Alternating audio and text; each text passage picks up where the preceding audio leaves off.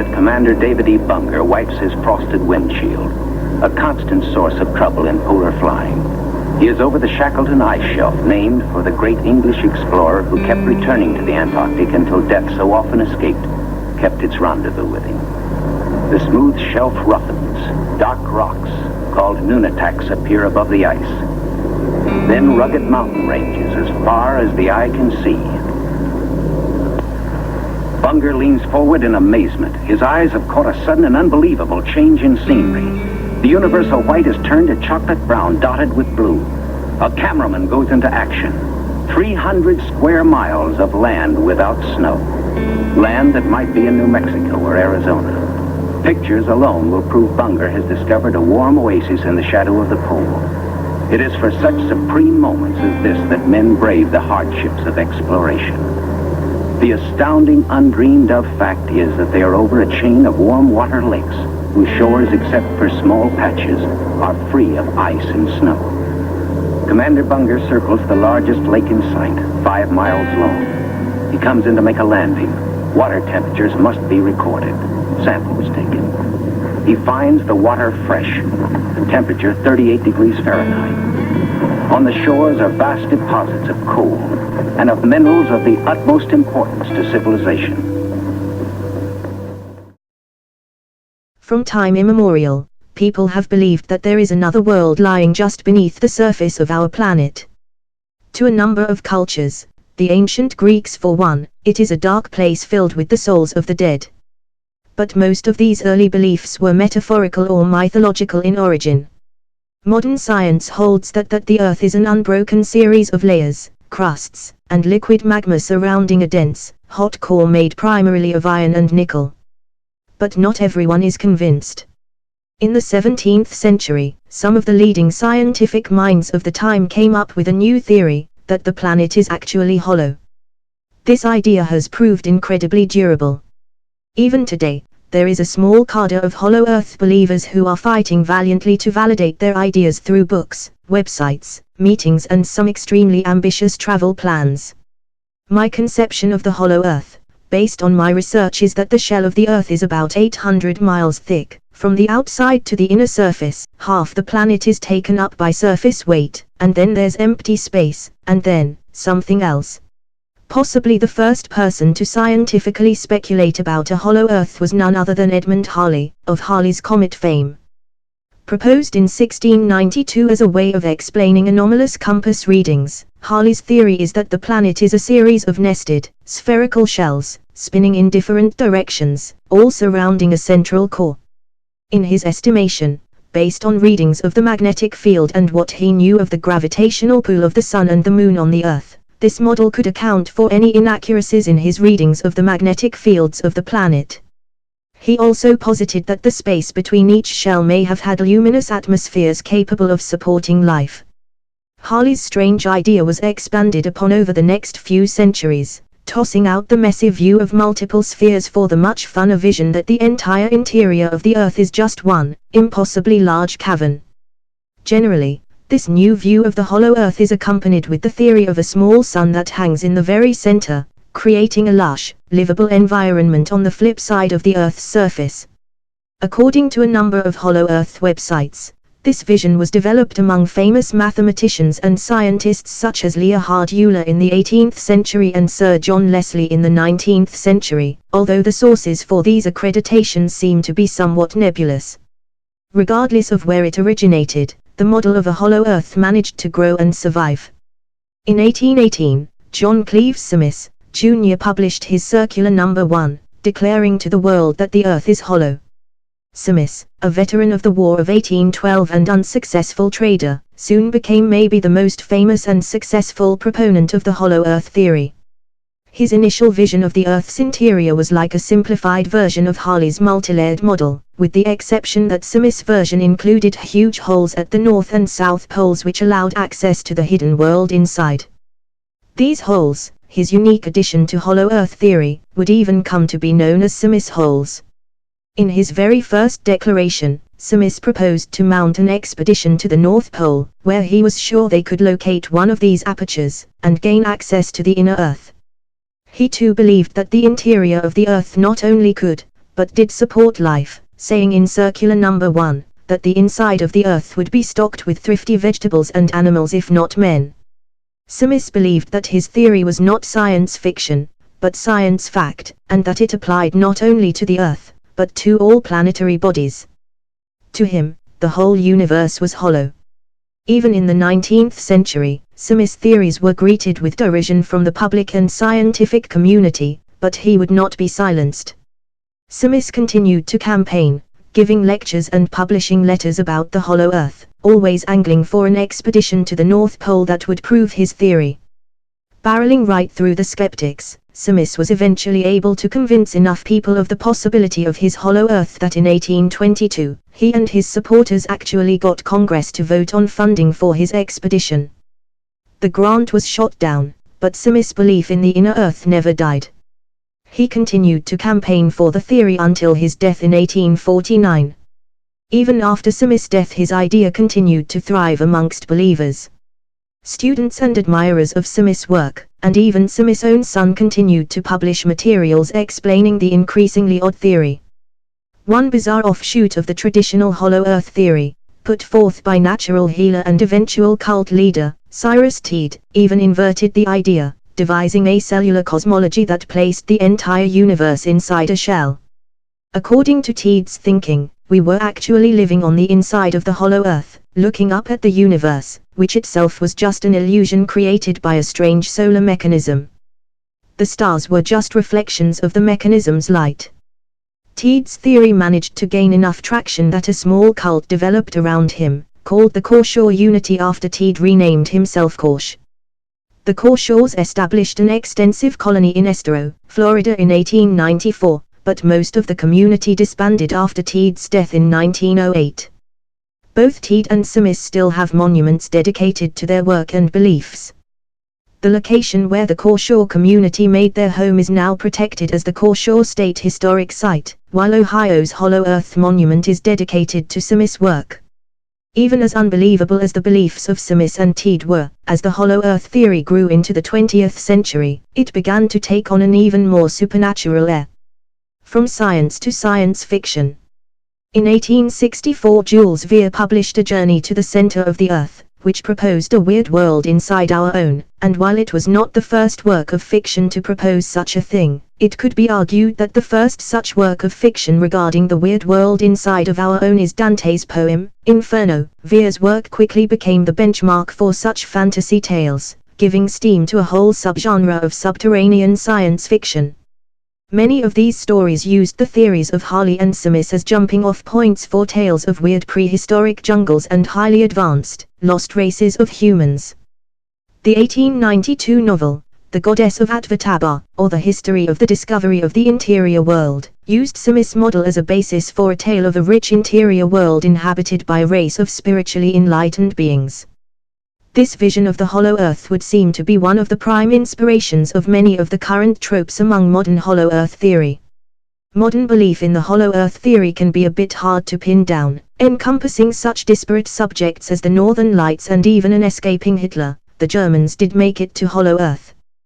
They made a deal with the people in the hollow earth. The largest proponents of the theory seem to be singular thinkers like Clough, who often have their own spin on the hypothesis, or hold up what they consider to be the true evidence. Despite the variations, a few themes do seem to be common among hollow earth truthers. Among most believers, the inside of the hollow earth is a lush tropical paradise that very likely houses an advanced race of humans/aliens/giants. In most scenarios, the inhabitants are the descendants of ancient races such as the Lemurians or, as in Clough's view, the lost 10 tribes of Israel, guided there through the North Polar opening by God himself. No matter where they come from, they are generally characterized as peace-loving, and advanced far beyond our own. They have flying saucer technology. They live lives of perfect health for hundreds of years. Their science is much more advanced because they live much longer lives, says Clough. The perfect climate believed to exist in the hollow earth is said to produce animals and people that are larger and far more healthy than those on the surface. It has a perfect temperature. God made the inner sun so that it provides heat during the night, and a little bit less at night. Trees grow up to 1,000 feet tall. Humans even grow up to 15 feet tall, Clough told us. Because of the ideal conditions, animal life grows really large also. This inner world is sometimes called or associated with Agartha, a legendary city at the Earth's core often tied to Eastern mysticism. Fear of a hollow planet. If it is to be believed that the Earth is in fact hollow, and home to all manner of super-race and megafauna, why have we never contacted them, or gone there? According to Clough, we have, but an international banking conspiracy has worked to cover up the existence of the hollow Earth, and hide evidence of any Symmes holes. This sort of paranoid, conspiratorial thinking tends to be another hallmark among modern hollow Earth believers, because, really there is no other force that could be keeping us from engaging with the wonders of the inner Earth, given our current level of technology and exploratory freedom. One of the most popular pieces of evidence for hollow Earth is a supposed secret journal entry by Admiral Richard Beard, who claimed to be the first person to fly over the North and South Pole.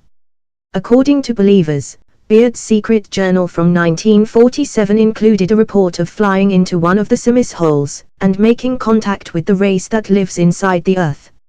Of course this too, has supposedly been covered up. Through the mid-2000s and into the early 2010s, Clough was actually a part of a long-gestating expedition known most recently as the North Pole Inner Earth Expedition. Unfortunately, after a number of setbacks including backers and members of the team falling victim to calamities ranging from cancer to fatal plane crashes, the expedition was put on hiatus. Had the expedition been successful, the team would have chartered one of the world's largest ice-breaking ships straight to the North Pole, where they would have attempted to contact the denizens of the hollow Earth through the hole they believed they would find. Clough believes that the various setbacks to the project are the work of the international banking conspiracy, but is hopeful that they will someday be able to get funding, and a new expedition leader to help continue the project. And even if he doesn't, the hollow Earth theory will likely continue on.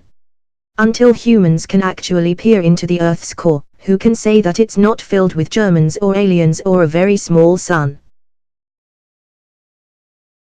These official Nazi maps and documents confirm the existence of Agartha, an entire world inside our planet.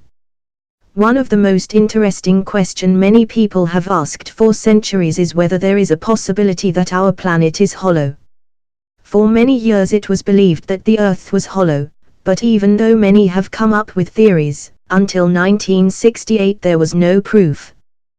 That year, pictures taken by a satellite orbiting Earth clearly showed a gaping hole located at the North Pole, enough evidence to support the hollow Earth theory according to many. We have read about the legendary stories about the Nazis who explored the southern regions of our planet and even creating secret bases in Usquabalad. Some also speak about Operation High Jump and Admiral Beard's journeys where extremely advanced airships were seen flying around and exploring new territories. Not long ago, we discovered a map of the Third Reich in which there are several secret passages depicted which were used by German U-boats to access mysterious underground regions, as well as a complete map of both hemispheres and the mysterious kingdom of Agartha. We have also come across a letter, supposedly written by Karl Uger, who was aboard the German U-boat 209, commanded by Heinrich Brodder, in which he states that the crew had reached the interior of the Earth and that they did not consider coming back. The official Nazi instructions to reach Agartha. And here's a translation. The stories above are backed up by maps made by famous cartographer and artist Heinrich Sieberer for the National Geographic Society in 1966. In that map, the Antarctic continent can be observed without its thick layer of ice. But the most intriguing detail are the presence of underwater passages spanning across the entire continent and seem to converge at the exact location which is identified as the opening towards the hollow Earth or inner Earth. Hitler was obsessed with mysticism and the inexplicable. He was very interested in UFOs and ancient history, and many of his followers knew that and supported him. Here are the official Nazi maps of the inner world. The possibility that the Earth is hollow, and that it can be accessed through the North and South Poles, and that secret civilizations flourish within it, has spurred the imagination of people through centuries. It might just turn out to be true after all, that somehow, and somewhere, there is an access which leads to a completely different world, one that has been kept in secrecy for years. The adherents of this theory point to its origins in the religious myths throughout the world, the science fiction works of the 17th and 18th centuries, and the anomalies found during the Arctic expeditions undertaken over the last 2 centuries.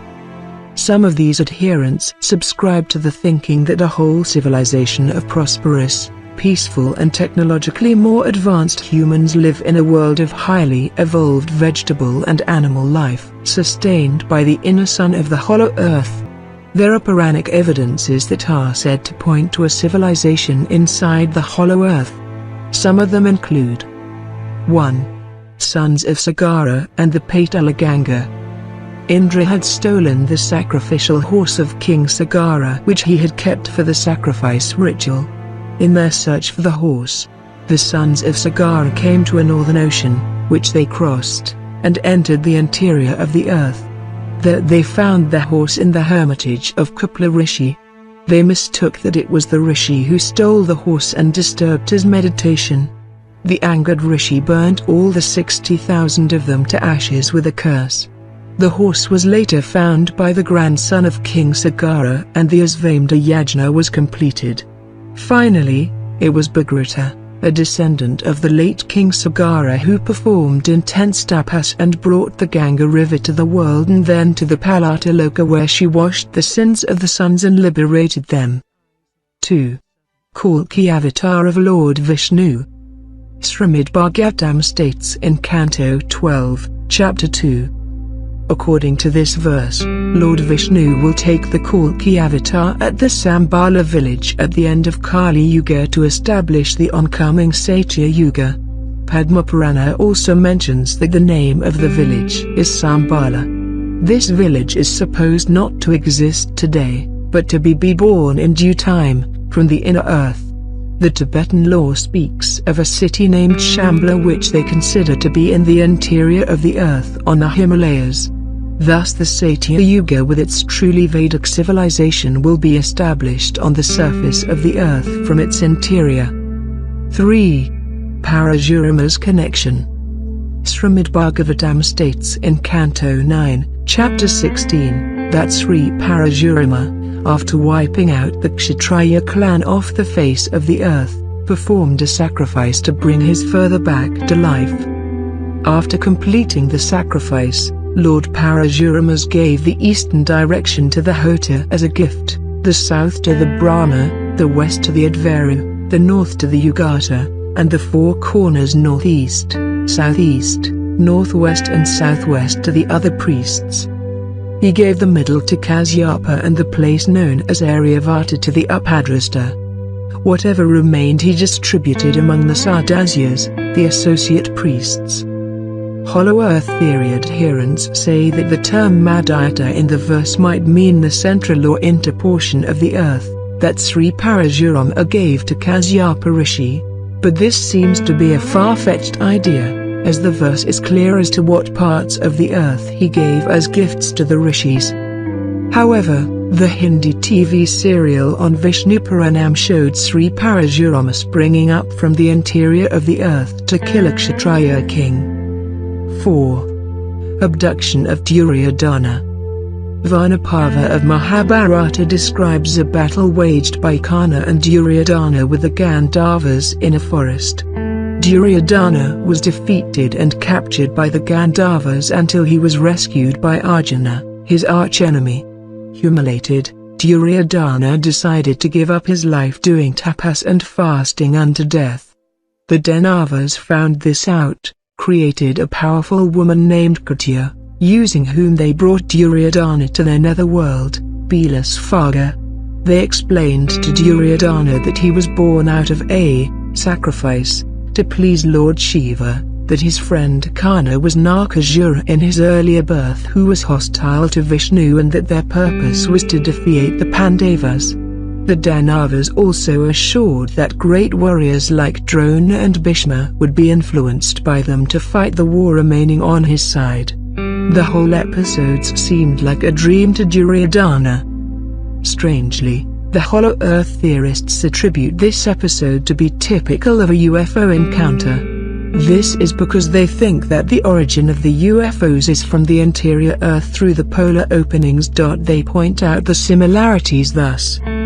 1. A strange being takes Duryodhana bodily to another location, where he has a meeting with other strange beings. 2. Mystical or higher dimensional transport is used. 3. The strange beings have human form, but look gruesome. Certainly they are aliens. 4. These beings have been guiding Duryodhana's life from the very beginning. 5. They designed his body so that he would be impervious to weapons. Thus they apparently engaged in genetic manipulations, or something similar. 6. The aliens were planning to manipulate human beings throughout mind control.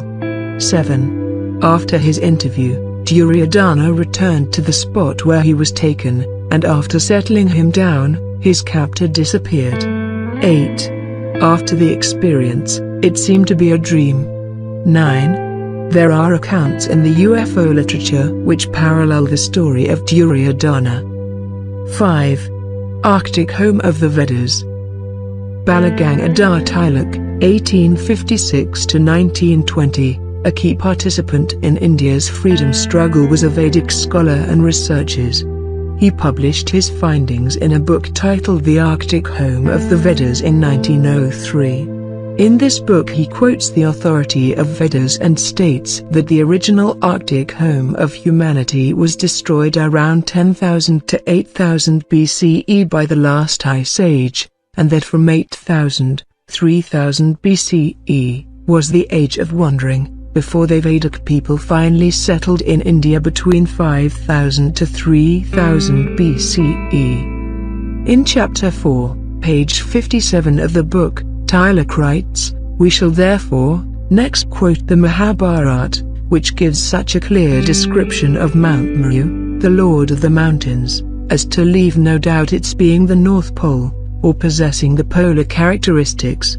In chapters 163 and 164 of Vanaparvan, Arjuna's visit to the mount is described in detail, and we are therein told, "At Meru the sun and the moon go round from left to right, Pradakshinam, every day, and so do all the stars.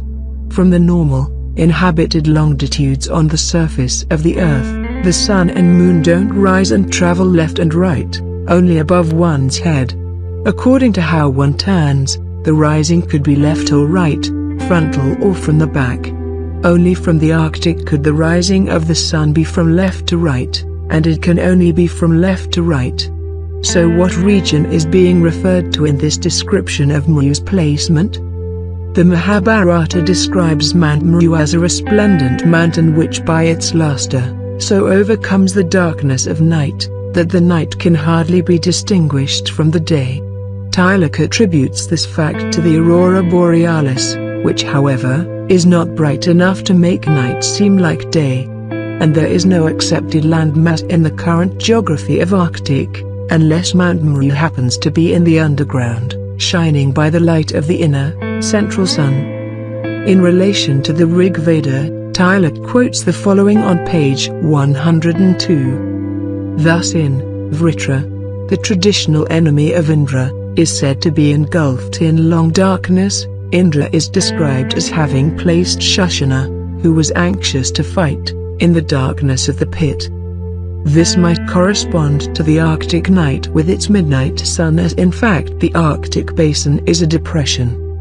The idea that the day and night of the gods are each of 6 months' duration is so widespread in the Indian literature, that we examine it here at some length, and, for that purpose, commence with the post-Vedic literature and trace it back to the most ancient books. It is found not only in the Puranas, but also in astronomical works, and as the latter state it in a more definite form, we shall begin with the later Siddhantas. Mount Meru is the terrestrial North Pole of our astronomers, And the Surya Siddhanta, 1267, says, Admire you gods, behold the sun after but a single rising during the half of his revolution beginning with Aries. Now, according to the Puranas, Mru is the home or seat of all the gods, and the statement about their half-year-long night is thus easily and naturally explained. 6. Ramayana and the inner earth. The Het adherents think that there are evidences in the epic Ramayana to the underworld. According to them, when Sita Devi is abducted by Ravana, Lakshmana swears to Rama that he would chase Ravana to the dark caverns of the earth to find and release Sita. This implies the existence of subterranean regions in the earth. In Chapter 8 of Kishkinda, Rama proves his ability to Sugriva by discharging an arrow which pierced through 7 palms, a rock, and the innermost region of the earth, and in a minute again came back to the quiver. 7. The Nagas land. The Nagas are a race of serpent beings. Most often they manifest themselves with half-man, half-serpent bodies, although sometimes they assume the shape of a dragon, or appear in the guise of a cobra. They can take many different forms, including snakes, humans with snake tails, and normal humans, often beautiful maidens. A precious gem is embedded in their heads, endowing them with supernatural powers including invisibility. Some are demoniac, some neutral, or sometimes helpful. Nagas are divided into 4 classes: heavenly, divine, earthly, or hidden, depending upon their function in guarding the heavenly palace, bringing rainfall, draining rivers, or guarding treasures. In Burma, the Nagas combine elements of the dragon, snake, and crocodile. They have guarded and protected several royal Burmese personages. They also give rubies to those they favor. They inhabit lakes and rivers, but their real domain is a vast underground region called Bilasphara, or subterranean heavens. That they guard great amounts of jewels and precious metals. Here they dwell with their seductive mates, the Naginis, who sometimes seduce humans. One such account is to be found, for example, in the Mahabharata. Arjuna, the son of King Pandu, was abducted by Alupai, the Naga princess who enamored him, into the parallel realm in the river Ganges near Hardwar. After spending a night with her and begetting a son called Iravan, he returned back. This incident is also mentioned in the Bhagavata Purana, the 22nd of September 1932. Vishnu Purana talks about a battle between the Gandharvas and the Nagas. Srimad Bhagavatam tells the story of King Pariksit, who was cursed to die of a snake bite. The origin of the Naga race is described in the Mahabharata, Adipava. 8. Krishna's jump. Srimad Bhagavatam says that Sri Krishna and his brother Sri Balarama went a long distance and found a mountain with a height of 88 miles. They climbed up this mountain and jumped from its top to the ground as a sport. The highest mountain in the solar system is only 15 miles high. It is Olympus Mons, on Mars. This mountain might therefore have been located in the inner Earth, which has a diameter of over 7,000 miles. 9. Ritudwaj, Injas Puadorkitu. King Ripujita, descendant of Raghu, lived with his valiant and brave son named Ritudwaj. Ritudwaj, being a virtuous prince, thought it as his duty to protect all the sages and hermits. Under his protection, the sages performed their religious duties without any problem. During Ripujita's reign, a great sage Galaf lived in his hermitage doing penance. A demon named Puadorkitu used to torment him. Although Galaf was capable of burning Puadorkitu to death, yet he hesitated to do so for the fear of losing his virtuosity. One day, Sage Galaf was contemplating on the means to get rid of Puadorkitu's terror tactics, but was unable to find any solution and let out a deep sigh in frustration. He was amazed to see a horse falling from the sky. As he was looking towards the sky, he heard a heavenly voice: "This horse can travel thousands of yojans in a single day. Give this horse to Ritudwaj, who will solve your problems. As per the instructions of that heavenly voice, Galuf presented that horse to Ritudwaj and engaged himself in penance. This horse was sent by a Gandharva king named Vishwavasu with a special purpose. Vishwavasu had a beautiful daughter named Madalasa. Infatuated by her beauty, the demon Puritoketu had abducted her to Purtaloka. He wanted to marry her, but Madalasa rejected his advances.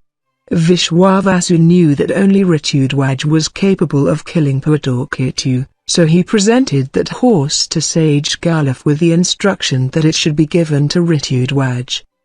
Ritudwaj went to Purtaloka on that horse and fought a fierce battle in which Puritoketu was seriously injured. Ritudwaj released Madalasa from Puritoketu's captivity and married her.